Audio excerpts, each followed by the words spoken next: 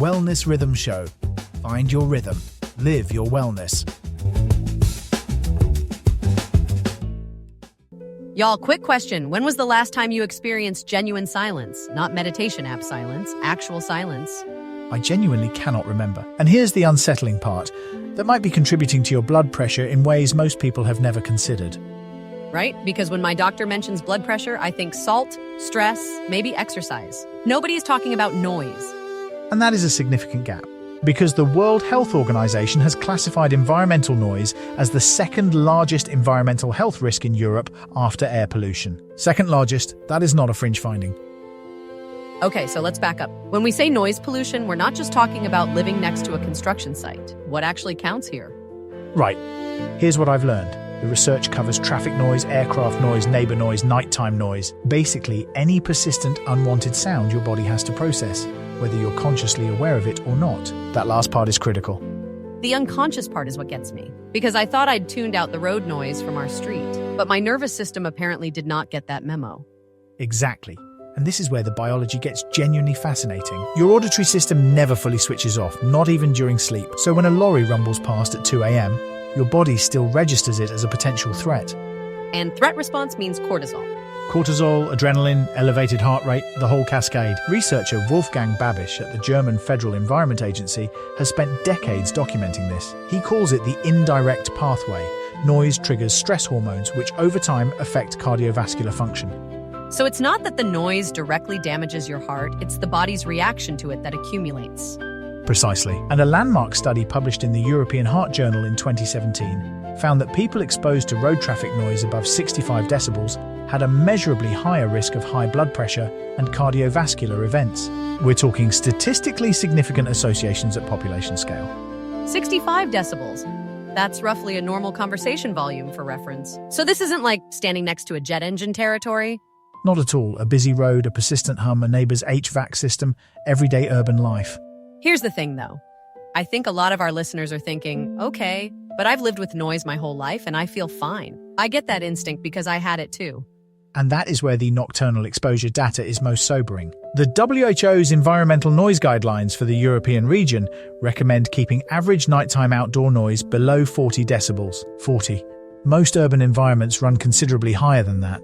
And we're sleeping through it, literally, while our bodies are not sleeping through it physiologically. Right, your blood pressure is supposed to dip during sleep. Researchers call it the nocturnal dip. Studies show that chronic noise exposure can blunt that dip. You wake up having never fully recovered cardiovascularly. That connects directly to something we've talked about before. Quality versus quantity of sleep. You can be in bed for 8 hours and still be running a physiological deficit.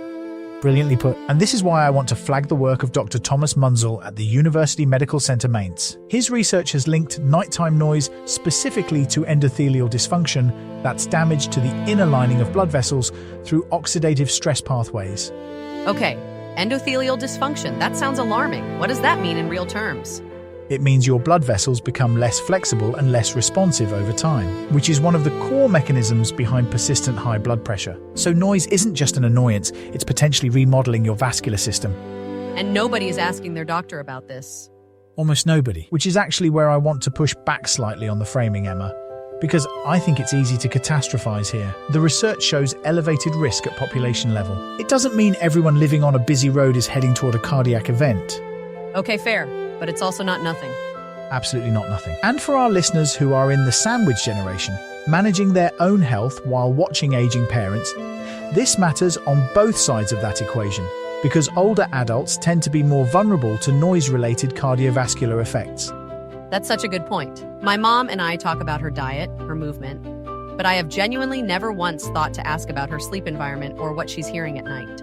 And if she's on any blood pressure medication, the interaction between unmanaged noise stress and medication efficacy is an area that deserves more clinical attention than it currently gets. Right, let's pivot to what people can actually do. Because I know someone is currently in their car doing school pickup, their blood pressure probably slightly elevated from traffic, thinking, great, one more thing I can't control. And if you're that person, here's the honest answer. You cannot eliminate environmental noise, but you can meaningfully reduce your exposure during the windows that matter most. Which brings us to sleep. Because that nocturnal dip David mentioned, protecting that is where I think the highest return is. Agreed. And the evidence for physical barriers is solid. A study in the International Journal of Environmental Research and Public Health found that heavy curtains, sealed windows, and white noise machines measurably reduced bedroom noise levels and improved sleep architecture. White noise I can personally vouch for. We moved to a busier street. I got a machine. The difference was immediate. And I sleep at about 68 degrees, which we've covered before. That combination genuinely changed my nights. The white noise mechanism is interesting. It's not eliminating sound, it's creating a consistent acoustic floor that prevents sharp noise spikes from triggering your stress response. It's like leveling the playing field for your nervous system. Exactly. Now, and this is where I know we'll have some friction. I am somewhat skeptical of the broader noise detox content circulating online. The claims can get quite expansive. Oh, I've seen that content. Spend a weekend in silence and reset your entire nervous system.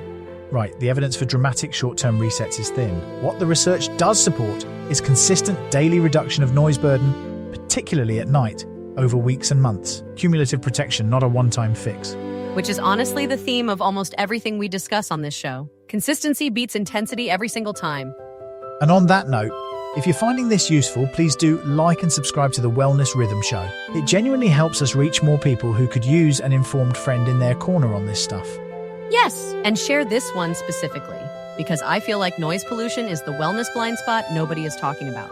Your friends with hypertension need to hear this. Now, the practical toolkit beyond sleep. Daytime noise breaks are supported by research from the European Environment Agency.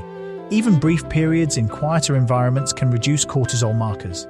So the walking phone calls I've been doing, turns out getting away from my desk and into a quieter patch of neighborhood is doing double duty. Actually triple duty at this point. Movement, cognitive engagement, and acoustic recovery. I love efficiency. What about people who genuinely cannot change their noise environment? Renters, people in cities, people caring for family in busy households? This is where I want to be honest about limitations. Noise-cancelling headphones during the day help.